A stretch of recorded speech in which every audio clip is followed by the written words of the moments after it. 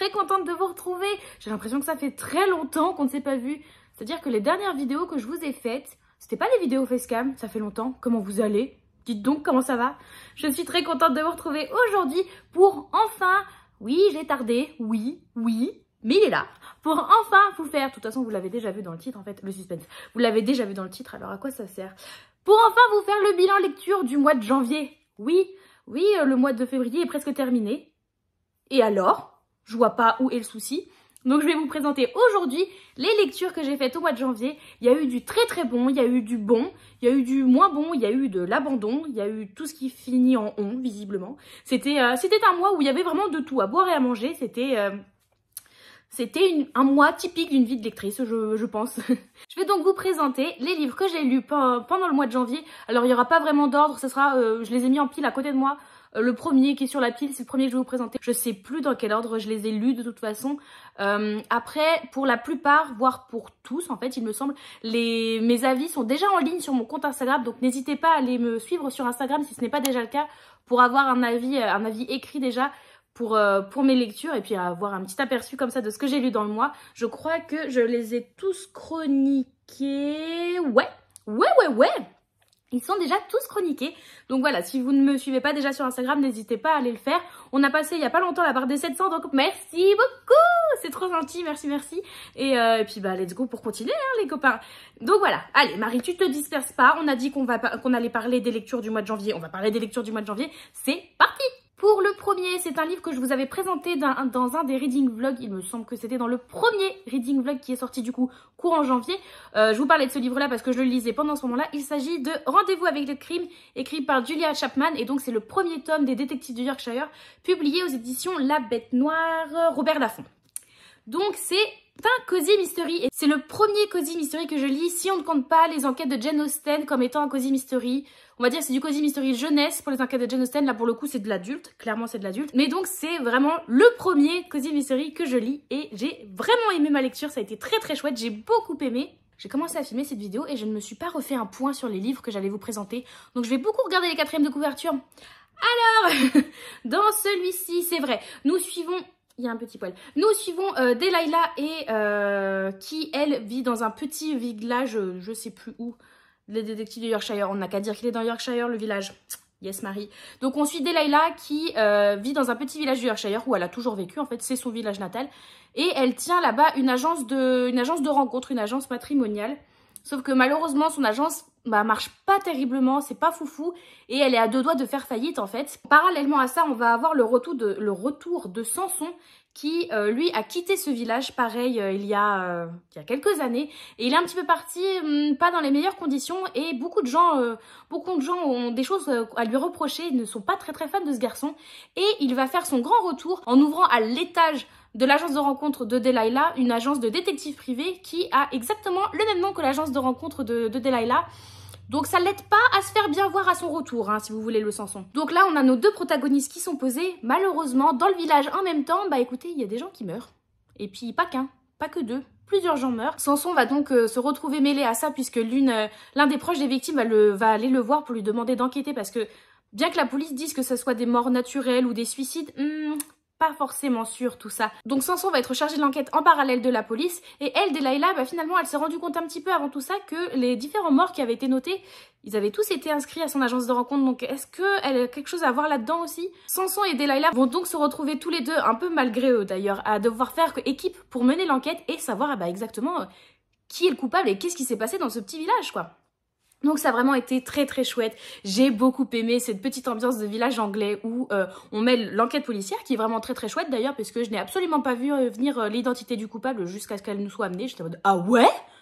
Donc pour moi déjà ça veut dire que ça marche. Bon après je suis très bon public et assez naïve. Donc vous m'emmenez où vous voulez, j'y vais. Hein. Mais donc déjà pour moi ça veut dire qu'au niveau enquête ça tenait la route. Et mélanger à ça le côté un peu commérage de petit village où tout le monde se connaît, tout le monde a grandi ensemble. On connaît tous le frère, le cousin, la sœur de bidule. Tout le monde se connaît donc il y a des commérages. Donc évidemment quand Samson revient, c'est vraiment... imaginez les petites mamies à leur fenêtre qui passent leur journée à leur fenêtre à se dire « Oh mais t'as vu qui c'est qui est passé dans la rue aujourd'hui ?» Bah ça a été un petit peu ça avec Samson quand il est revenu. Donc j'ai beaucoup aimé, c'était très très drôle. Après, petit bémol, mais qui s'explique, puisqu'il s'agit du tome 1 d'une saga qui a 8 ou 9 tomes sortis pour le moment. Je ne sais pas en français combien de tomes sont sortis, il me semble qu'on est dans ces eaux-là.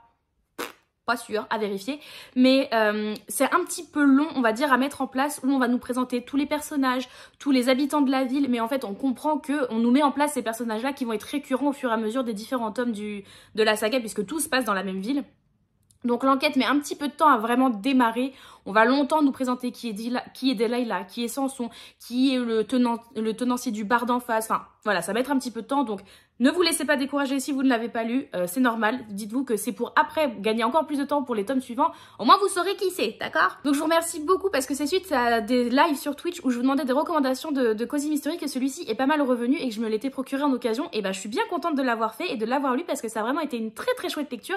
Et je vous le recommande grandement si vous voulez vous essayer au Cozy Mystery. Je pense que celui-ci est assez emblématique dans le genre et franchement il fait le taf et on y passe un très très bon moment. Quand je vous dis que c'est pas dans l'ordre, c'est vraiment pas dans l'ordre puisque celui que je vais vous présenter maintenant, c'est le premier livre que j'ai lu de l'année. Je me souviens, j'avais commencé le 1er janvier sur les chapeaux de roue en mode « Wouh, let's go !» On lit dès le premier, à fond les ballons.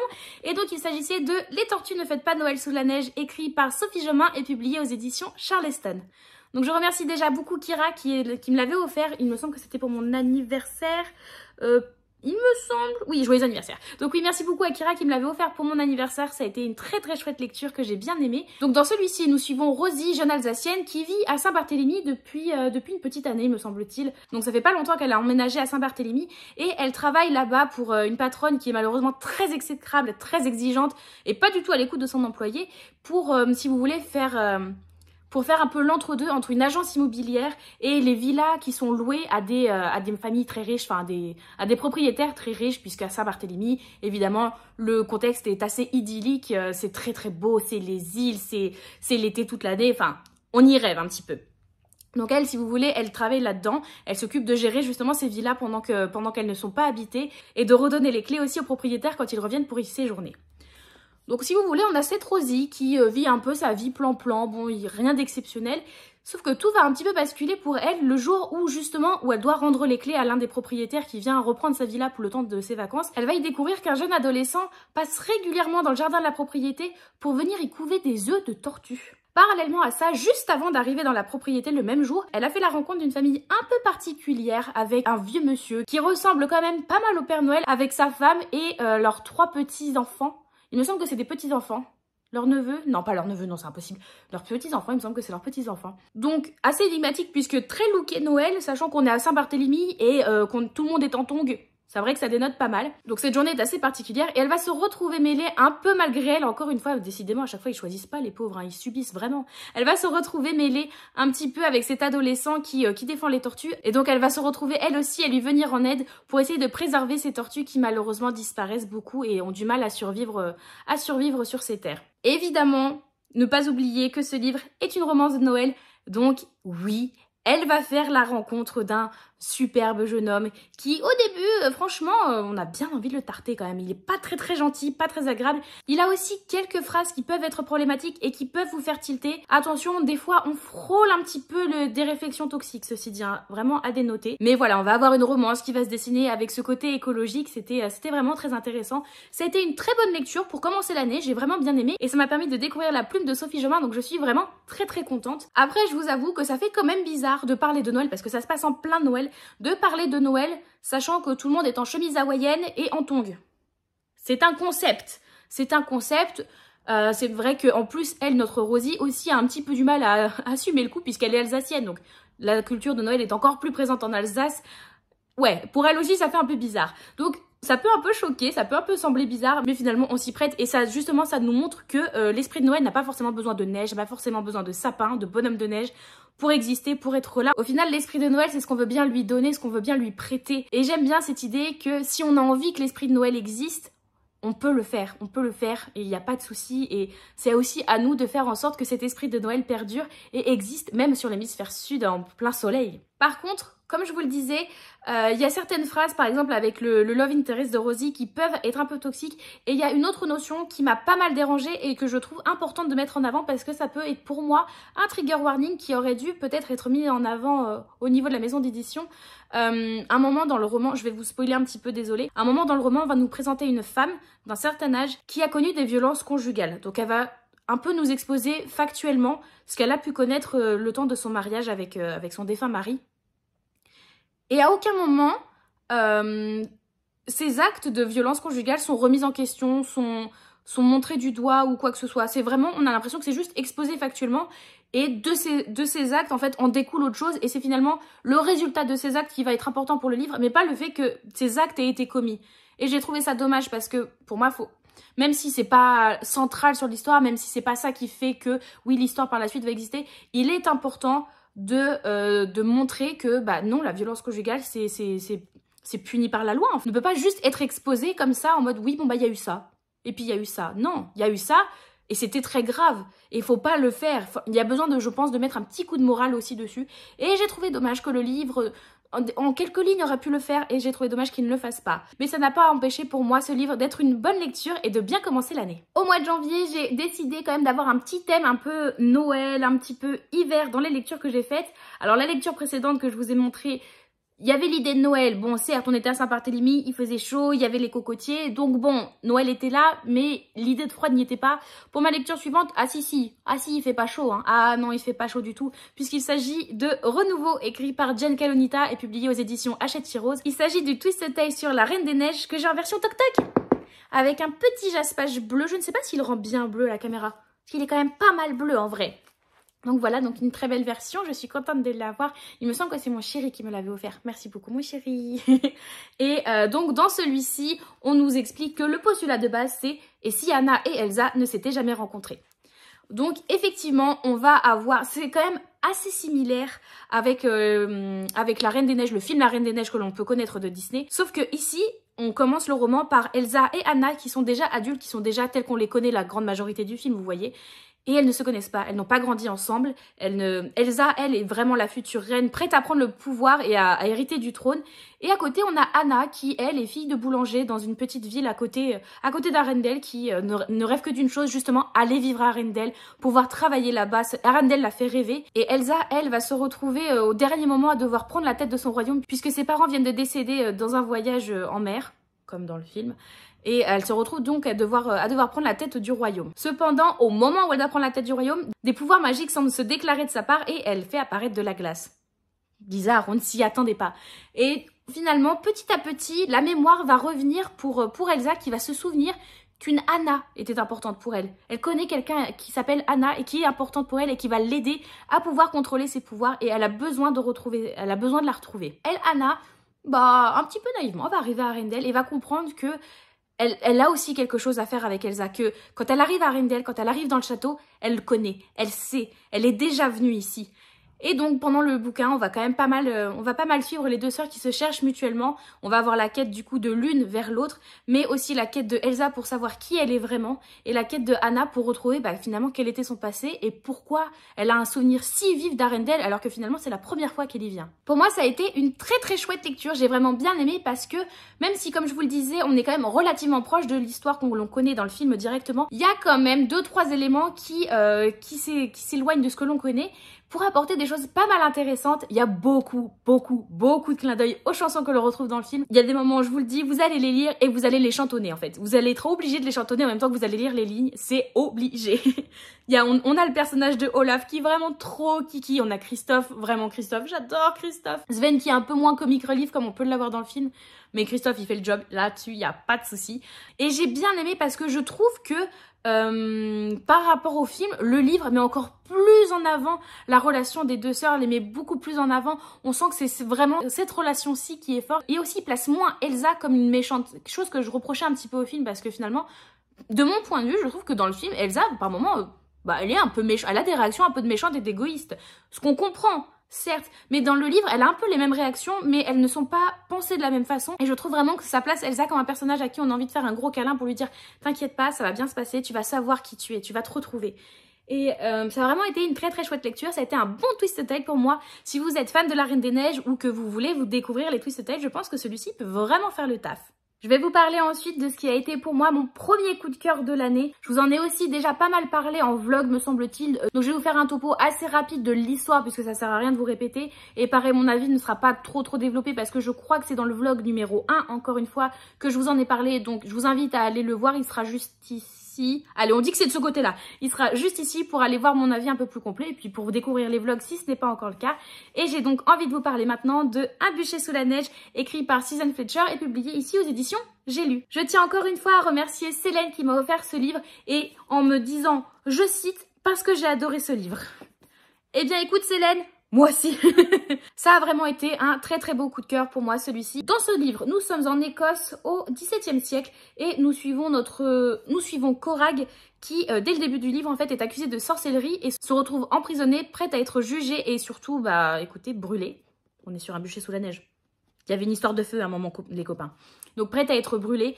On attend juste que justement la neige fonde pour pouvoir amener le bûcher et pour qu'on puisse la brûler dans les meilleurs délais. Durant ce temps qui lui est imparti de l'attente de la neige qui fonde, Corag va avoir l'opportunité de pouvoir raconter son histoire à un révérend. Il me semble que c'est un révérend. Au révérend Charles Leslie qui lui est venu d'Irlande et qui tient à l'interroger sur le massacre duquel elle a été témoin puisque c'est un massacre qui a eu un tournant très très important pour toute la cause jacobite à laquelle il appartient. Il va donc écouter le récit de la vie de Corag, vraiment qui va nous raconter toute sa vie, de son plus jeune âge jusqu'au moment où elle se retrouve enfermée. Comment vous dire, le récit qu'elle va faire de sa vie va être tellement beau, va être magnifique. On va découvrir pourquoi, malheureusement, elle est considérée comme une sorcière pour la majorité des gens.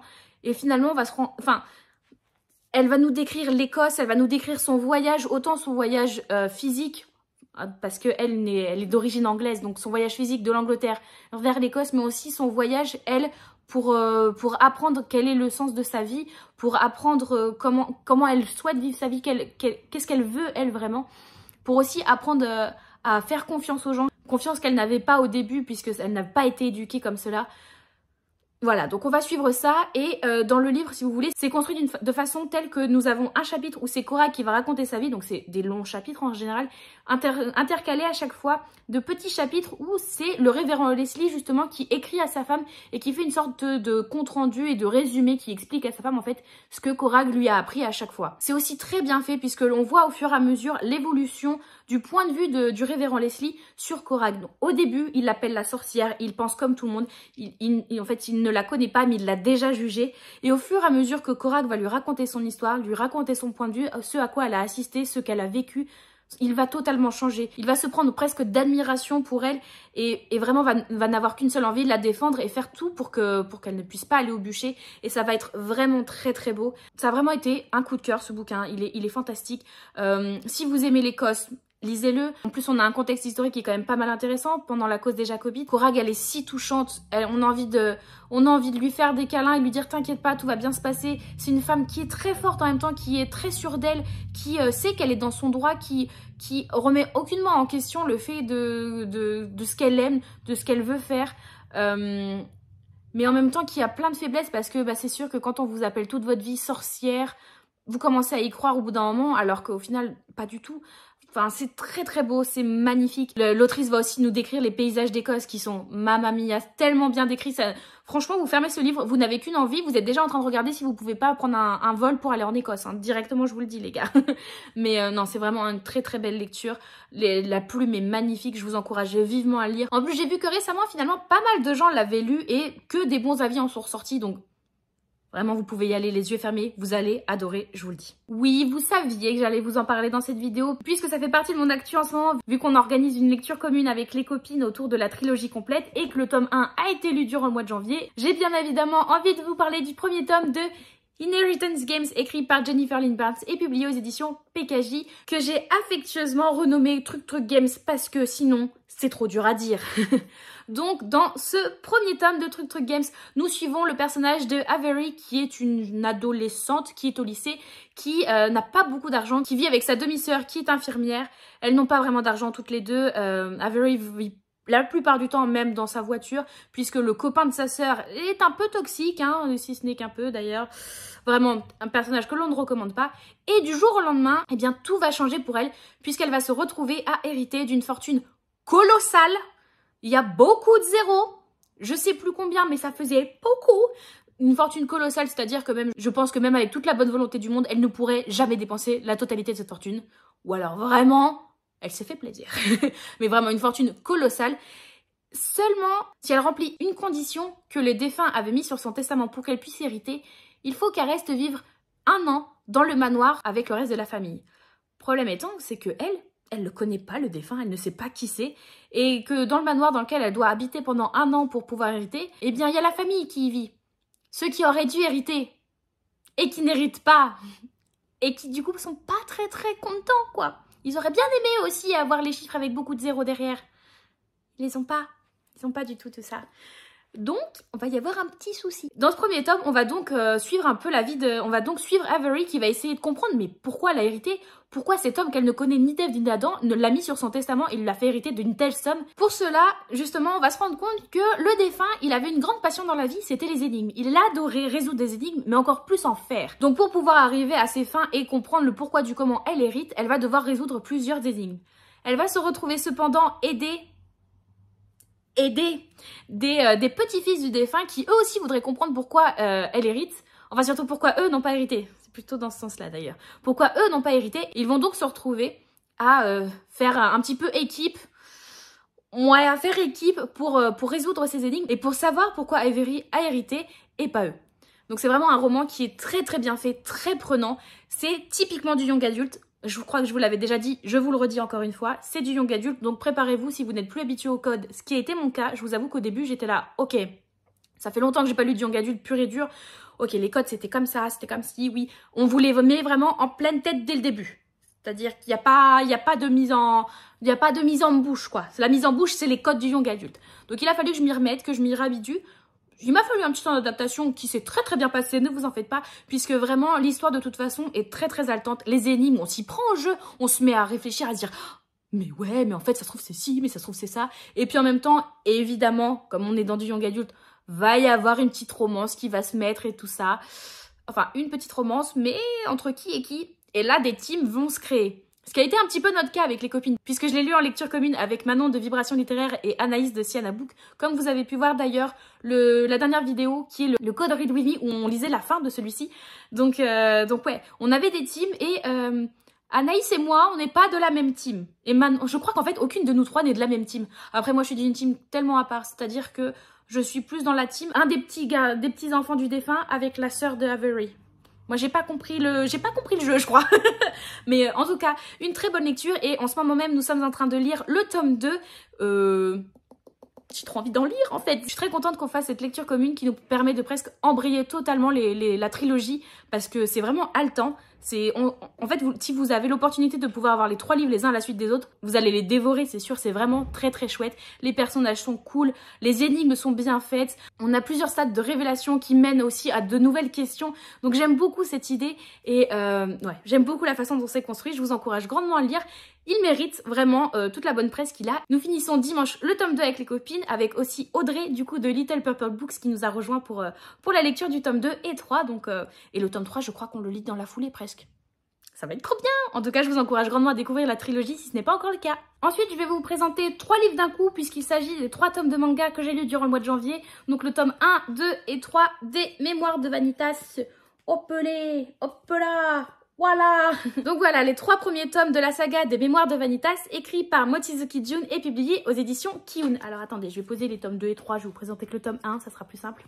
Dans cette saga, nous sommes à Paris au 19e siècle, où des vampires sévissent et attaquent des humains. Le truc, c'est que les vampires, normalement, ils ont des règles assez strictes qui stipulent bien qu'ils n'ont pas le droit d'attaquer les vampires.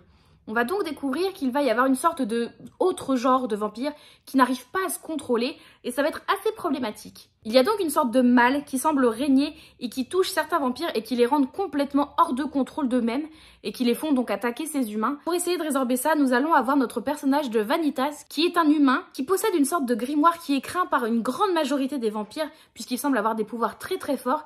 Et lui, il utilise ce grimoire à des fins de guérison. Il souhaite guérir justement, lui, ces vampires qui n'arrivent plus à se contrôler. Non pas pour exterminer ces vampires, mais vraiment pour les guérir et faire en sorte qu'ils puissent se contrôler pour continuer à vivre en harmonie avec les humains. Va se retrouver un petit peu mêlé dans tout ça le personnage de Noé que l'on va suivre, qui est très attachant, que j'aime beaucoup, qui lui est à la recherche justement du grimoire de Vanitas, puisque c'est son maître qui lui a demandé de lui ramener, et Noé est un vampire. Les deux vont donc très vite se rencontrer, donc Noé et Vanitas, et finalement vont se retrouver à faire équipe pour essayer de comprendre quel est le mal qui ronge ces vampires. Je le pitch très très mal, vraiment c'est une horreur. Je trouve que les mangas à pitcher c'est terrible parce que ça va très vite, tout avance très très vite.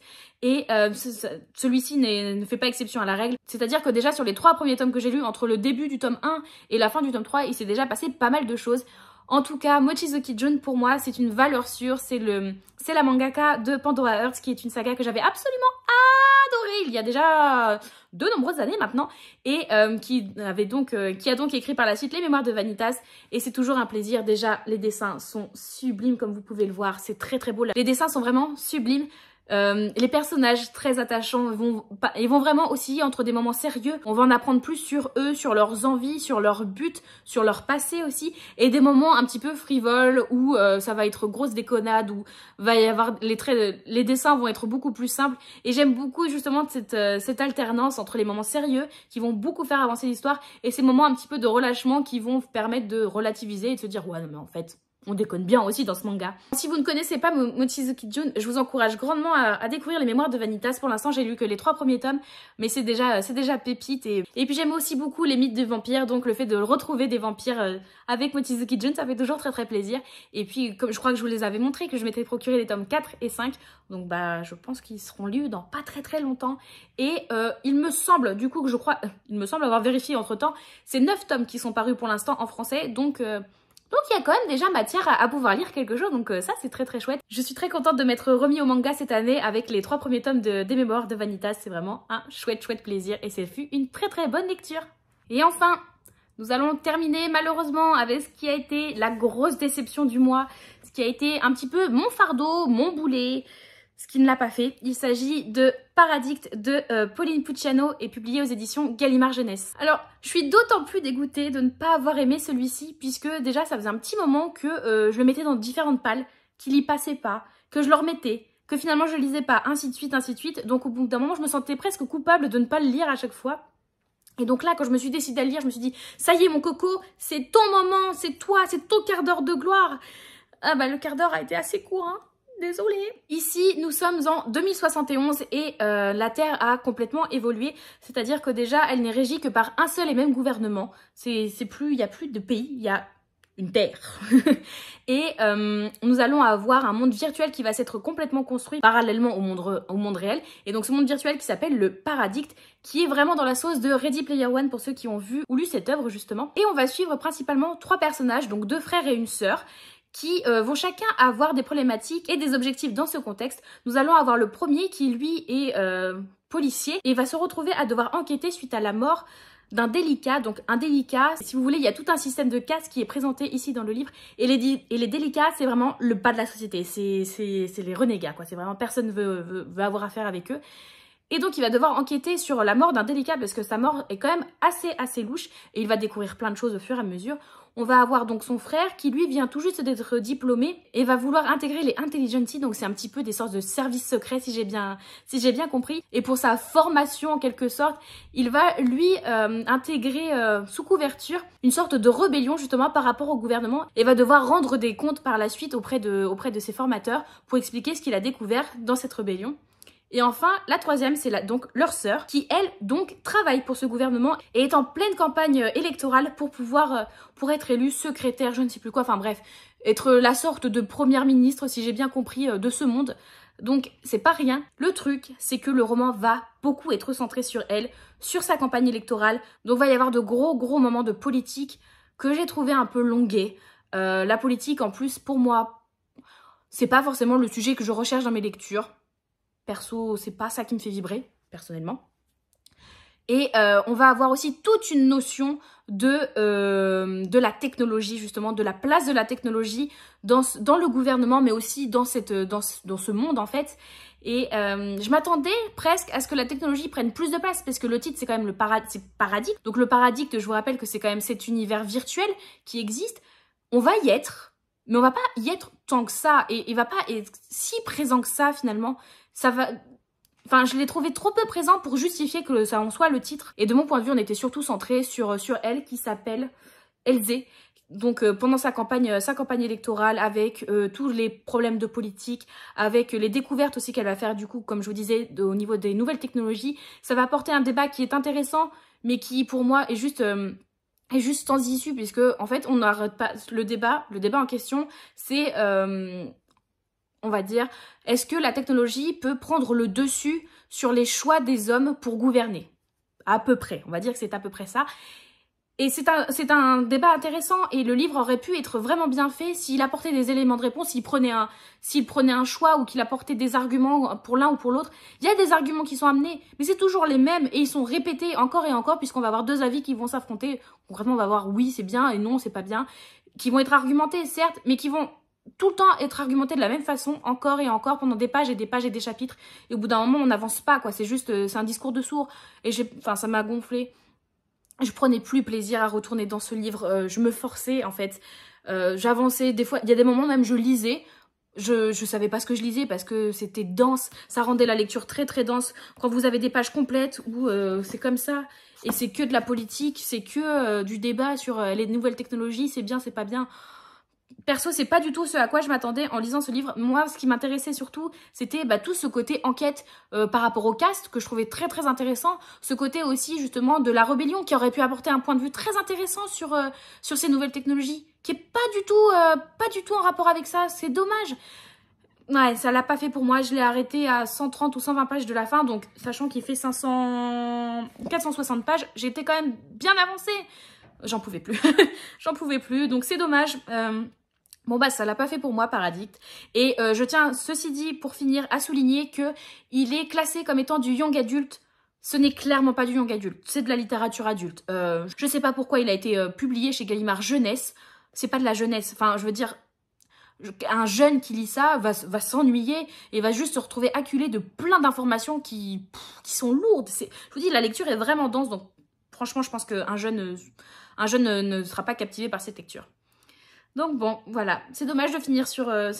J'aurais pas dû terminer sur celui-ci malheureusement, mais bon, écoutez, c'est la vie. Il en faut des échecs, celui-ci en a été un, mais je sais qu'il a déjà trouvé son public, j'ai déjà vu passer de très bons avis dessus, donc c'est juste que pour moi, ça ne l'a pas fait. Mais si vous êtes intéressé sur le débat des nouvelles technologies, si vous êtes intéressé pour un point de vue politique, vraiment foncez, parce que sinon le contexte est très intéressant, il y a vraiment des très très bonnes choses dedans, n'hésitez pas à le découvrir, à l'emprunter peut-être en bibliothèque si vous êtes un peu moins sûr. En tout cas, vraiment, ne vous arrêtez pas sur mon avis négatif qui ne veut rien dire, c'est juste mon point de vue personnel sur cette lecture. Ça en est tout pour ce bilan lecture du mois de janvier. J'espère qu'il vous aura plu, j'espère qu'il vous aura peut-être fait découvrir des livres qui vous font envie, qui sont peut-être déjà dans votre palle et que vous hésitez à sortir. Dans ce cas-là, n'hésitez pas à les sortir si c'est un livre dont je vous ai parlé en bien, franchement, ça vaut le coup. Ou peut-être dans votre wishlist et que suite à la vidéo, votre doigt a glissé et a cliqué sur acheter. Dans ce cas-là, c'est pas ma faute. Franchement, c'est pas ma faute. N'hésitez pas, vous, en commentaire, à me dire si vous avez déjà lu l'un ou plusieurs des livres que je vous ai présentés, si peut-être plusieurs sont déjà dans votre palle ou dans votre wishlist, ou au contraire que peut-être ça vous a intrigué sur quelques titres que je vous ai présentés. Ça sera avec grand plaisir que je vous lirai et que je vous répondrai comme à chaque fois. N'hésitez pas à liker, commenter, vous abonner, et si vous êtes vraiment sympa, à partager cette vidéo, ça fait toujours très très plaisir et ça aide beaucoup au niveau de l'algorithme pour YouTube, sachant que dernièrement, l'algorithme n'est pas forcément très très sympa avec moi, on a un petit peu du mal à évoluer sur la chaîne et ça fait un petit peu mal au moral. Donc si vous pouviez aider à donner un petit coup de boost, ça serait vraiment trop chouette de votre part. Merci beaucoup à vous les copains. Et puis en attendant une nouvelle vidéo, on se retrouve de façon quasi quotidienne sur Twitch ou sur Insta. Donc ce sera avec grand plaisir que je vous retrouverai par là-bas. Et en attendant, je vous souhaite tout le meilleur, des très bonnes lectures. Et puis on se retrouve très bientôt pour parler de nouveau de lecture. Bye bye!